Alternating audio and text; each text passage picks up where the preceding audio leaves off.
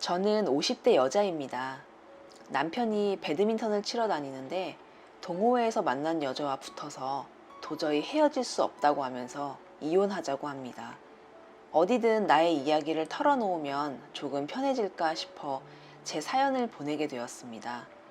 남편은 현재 56세입니다.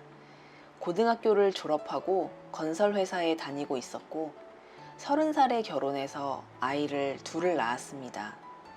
결혼할 때 제 나이는 27살이었는데 그 당시 저는 지금 남편의 친구와 연애를 하고 있었습니다. 그러나 저를 좋아했던 남편은 삼각관계를 맺고 결국 친구에게서 저를 빼앗는 상황이 되어버렸습니다.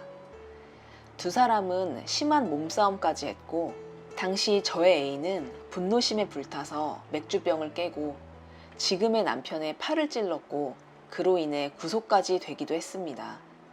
그러나 지금의 남편은 끝까지 저를 놓치지 않았고 결국 당시 애인이었던 사람이 포기하고 말았습니다. 물론 전 애인과 육체 관계가 있었던 사실도 다 알고 있었지만 남편은 자신의 눈에 딱 맞는 이상형이라며 저를 그 누구보다도 사랑했고 아껴주었습니다. 남편은 결혼하고 건설회사에 다니면서 한눈 한번 팔지 않고 일과 가정에 충실하며 자녀를 키웠습니다. 저 역시 결혼한 다음에는 오직 가정에만 헌신했습니다. 남편은 55세가 되던 해에 오래 다니던 건설회사를 그만두었습니다. 다니던 회사가 부도가 났고 사장은 회사 비자금을 횡령하고 탈세를 한 혐의로 조사를 받다가 스스로 목숨을 끊고 말았습니다. 남편은 퇴직금도 제대로 받지 못하고 실업자가 되었습니다. 매일 술이나 마시고 절망에 빠져 지냈습니다. 그러다가 동네에서 작은 치킨집을 하나 차렸습니다. 처음에는 제대로 할 수 있을까 싶었는데 다행히 6개월 정도 지나자 조금씩 자리를 잡았습니다.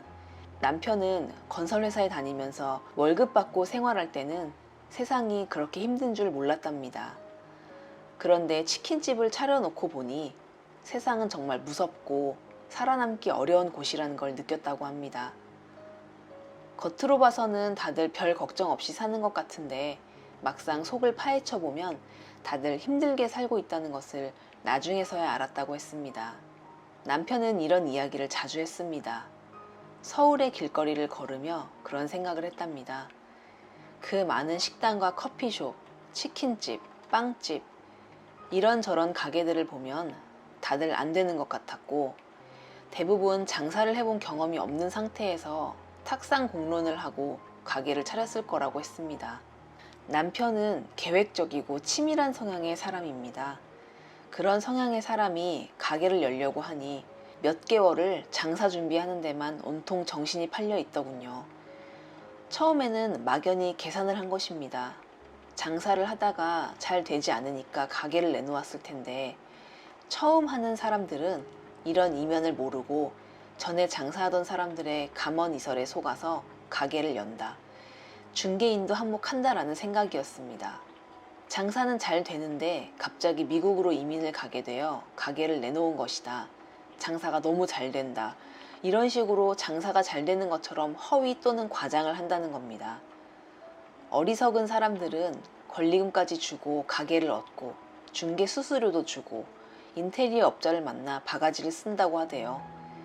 거기에 영업 허가증도 받아야 하고 이런저런 비품도 사야 하며 돈을 받는 포스 기계도 사야 하고 인터넷도 설치해야 하는데 이게 다 돈이라는 겁니다. 그렇게 장사를 시작하면 손님은 없다. 파리만 날아다닌다. 이럴 때 파리는 평소와 달리 이상하게 커 보이고 날아다닌 소리도 크게 들린다. 마치 장사가 잘 되지 않는 것을 구경하러 온 것처럼 보인다는 겁니다. 가게를 차려놓고 종업원까지 두었는데 손님이 없으면 고통스럽다. 옆 가게에는 손님이 밀려드는데 자신의 가게에는 손님이 들어오지 않는다면 종업원 보기에도 미안하다고 했습니다. 가끔 들어오는 손님도 나갈 때 표정이 좋지 않다면 음식이나 가게가 마음에 들지 않기 때문이라는 생각에 주인은 더욱 절망에 빠질 것이라며 나름대로 준비를 열심히 했습니다. 가게를 운영하는 지인들에게도 많은 조언을 듣더군요. 월세나 관리비, 종업원 월급 날짜는 왜 그렇게 빨리 돌아오는지 모른다. 은행에서 빚을 얻어서 장사를 하는 경우는 매달 피 같은 돈을 은행 이자로 내야 한다. 주인은 하루하루가 고통이다. 살고 싶은 마음이 없어지고 우울증에 빠진다. 그렇게 되면 부부 사이도 나빠지고 서로의 탓을 한다 등등 긍정적인 이야기보다는 어렵고 힘든 상황에서 남편은 다행스럽게도 살아남았습니다. 처음 한 달은 무조건 손님들에게 서비스를 했습니다. 치킨도 넉넉하게 주고 생맥주도 3잔째에는 한 잔을 공짜로 주기도 했습니다. 단체 손님의 경우에는 계산할 때 10%씩 할인해 주었고 지역에서 배드민턴 동호회에 가입하고 이런저런 모임에 적극적으로 나가 활동을 했습니다. 그러다 보니 지역에서 남편을 도와주려는 사람들이 점차 늘어났습니다. 동네에서는 남편이 재산도 많이 있는데 놀기 싫어서 소일거리로 치킨집을 하고 있다는 소문도 났습니다.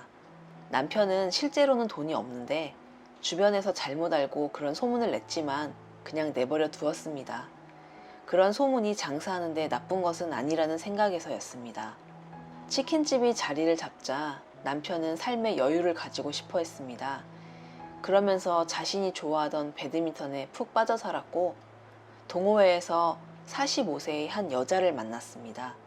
많은 여자 회원들 중 그 여자가 본인의 마음에 들어 남편이 먼저 접근했답니다. 그 여자도 제 남편이 싫지 않았는지 사귀기까지 오랜 시간이 걸리지 않았답니다. 그 여자는 가끔 남편의 치킨집에 와서 일을 거들어 주었습니다.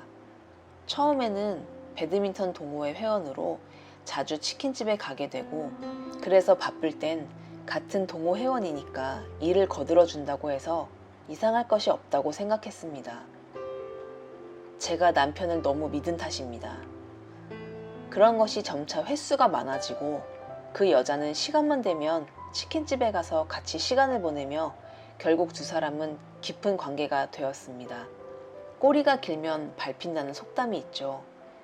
어느 날 제가 밤 12시가 지난 시간에 치킨집 앞을 지나가게 되었습니다. 보통 11시면 문을 닫는데 그 시간에도 불이 켜져 있었습니다. 이상하게 문이 잠겨 있었고 남편과 그 여자 두 사람이 술을 마시고 있었습니다. 이렇게 늦은 시간에 어쩐 일이냐고 물으니 남편이 말하더군요. 설거지를 도와주고 가려는 것을 자신이 미안해서 술 한잔 하자고 했다고 저에게도 와서 한잔 하라고 하더군요. 이때는 그냥 그렇게 넘어갔습니다. 하지만 여자의 촉은 남자보다 예민한지 그날 이후 그 여자가 자꾸 신경 쓰이고 의심이 들기 시작했습니다. 그래서 배드민턴 동호회에 제가 평소 알고 있던 지인에게 부탁했습니다. 가끔 치킨집에 가서 동향을 살펴달라고. 두 사람은 배드민턴을 칠 때에도 거의 함께 치고 운동이 끝나면 둘이서 밥도 먹으러 가고 점점 대놓고 만나는 것 같았습니다. 저와 남편은 몇 년 전부터 각방을 쓰면서 잠자리를 하지 않았어요. 제가 나이가 들면서 잠자리를 하기 싫어했고 남편도 자연스럽게 시간이 지나면서 더 이상 잠자리를 하고 싶어 하지 않았기 때문입니다.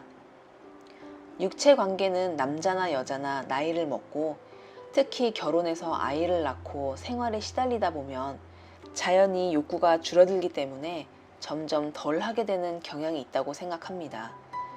사람마다 다르겠지만 성관계에 대한 욕구가 적은 여자도 있을 테지만 특히 여자는 그런 경향이 있는 것 같습니다.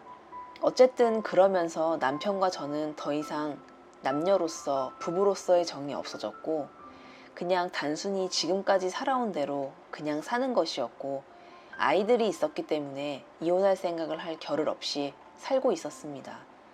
더군다나 남편은 나이가 들면서 인생의 회의를 느끼는 것 같았고 건설회사에 다닐 때는 일이 바쁘고 돈을 버는 일에 매진했기 때문에 삶의 권태를 느낄 겨를도 없었습니다.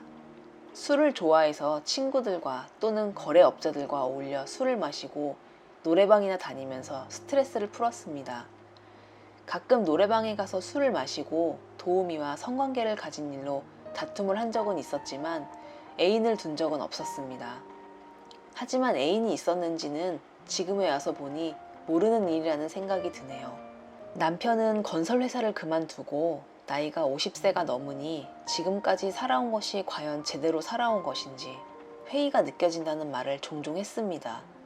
결혼할 때에는 정말 저를 사랑해서 죽기 살기로 목숨을 걸고 구애를 해서 결혼도 했지만 막상 결혼해서 몇 년이 지나니까 애정도 식고 담담해졌다고 했습니다.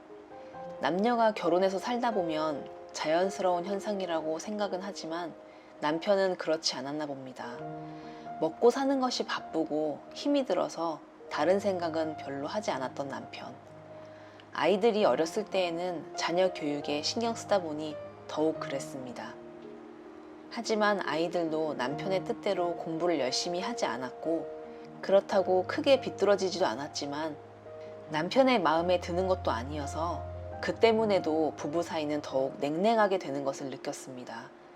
한 번은 이런 일도 있었습니다. 딸아이가 고등학교 1학년 때 같은 학교에 다니는 남자친구와 성관계를 가진 일을 알게 된 남편은 그것을 전적으로 제 탓으로 돌렸습니다. 당신의 피가 흘러서 여자아이가 끼가 있어 그렇게 된 것이다. 당신이 처녀 때도 이미 남자와 성관계를 하고 있었고 그런 상황에서 내가 끼어들어 또 나와 성관계를 한 것이다. 그런 엄마에게서 나온 딸이니까 저렇게 몸 관리를 못하는 것이다. 라는 이상한 생각을 하고 있었습니다. 남편이 말한 대로라면 끼가 있어도 저보다는 남편이 100배는 더 있을 텐데 자신의 딸아이를 두고 그렇게 막말하는 걸 보며 아버지가 맞는지 의문이 들 정도였습니다. 남편은 치킨집을 시작하면서 인생관이 많이 달라진 것 같습니다. 그동안 본인의 인생을 열심히 살아온 것에 대한 회의감 때문인지 전과는 전혀 다른 사람이 되었습니다. 제가 다른 여자와의 불륜을 추궁할 때 했던 말이 정말 충격이었습니다. 배드민턴을 치러 다니면서 여자들과 같이 운동을 하니까 이상하게 성관계를 하고 싶은 욕정이 생겼다고 했습니다. 부인인 제가 있지만 오랫동안 관계를 하지 않고 지내서 새삼스럽게 하기도 싫었답니다. 배드민턴장에서 여자 회원들이 짧은 치마를 입고 운동을 하는 것을 보면 자연스럽게 관계를 하고 싶은 마음이 일었다고 했습니다. 그러다가 그 여자와의 관계를 시작하게 된 것입니다. 저는 하루에도 몇 번씩 마음이 왔다 갔다 합니다. 이혼을 해버리고 싶다가도 불륜을 저지른 두 사람 좋은 일 시키나 싶어서 참고 살아야 하나 두 가지의 마음이 공존합니다. 자식들을 보면 미안한 마음이 들다가도 남편을 생각하면 미칠 듯 화가 납니다. 어디에든 터놓고 나의 이야기를 하고 싶었는데 이렇게 사연으로 털어놓고 나니 마음이 한결 나아지는 것 같네요. 저의 긴 글 읽어주셔서 감사합니다.